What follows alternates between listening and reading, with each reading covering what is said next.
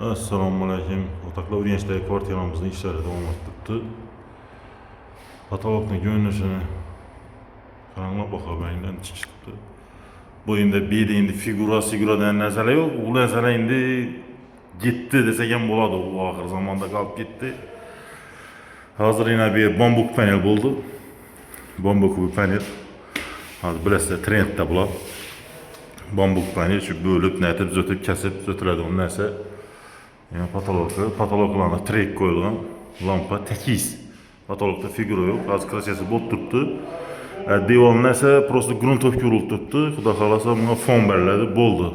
Başka ataçenta aboy denen nesneler yok bu xanamızda. Şimdi bir kafel basıp tuttu, bir şikafın ondan başına şikaf buladı. Şikafın depe deyip duradı da patolog. Görüşleriniz mümkün. Bu ise giriş.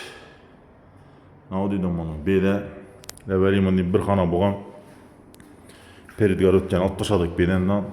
Bunu ullu gidiyendiğine bir de nereden giriledi?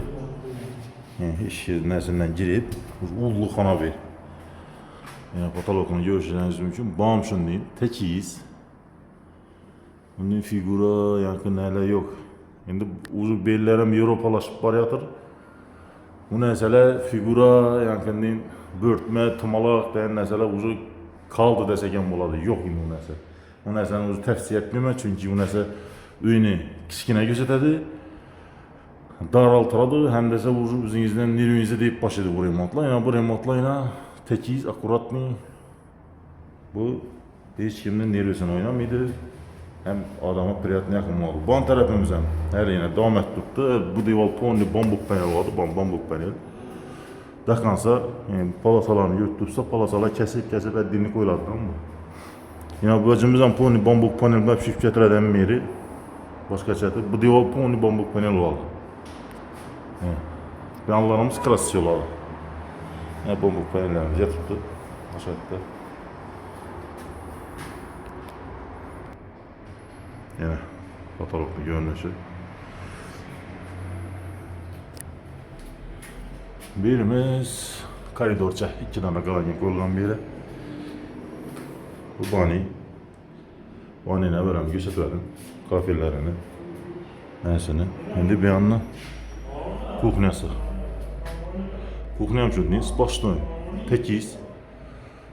Trek koyulan. Trek lampa hem de G usulda kimi bana dedim galajin koyulan. Atak uzu tekiz. Ortağa bir tane haykik plafon koyuladı, boldu böyle. Kuhnyam nesi yine kara granit kafilden fartık baskanımız böyle. Bir laf şişçe buladı. Akuratni kuhnya. Yani görüşleriniz mümkün. Kime şimdi hizmetler gerek olsa ortaklar nomerlerini koyup kanımız. Benim alt telefonum etip alakaya çıksanızlar boladı. Rahmet yönleriniz için like, podpis çeneni ayamayın. Kanalımızı rivajlanışı için bir yardım etip verseniz de acayip olur. Rahmet ederim.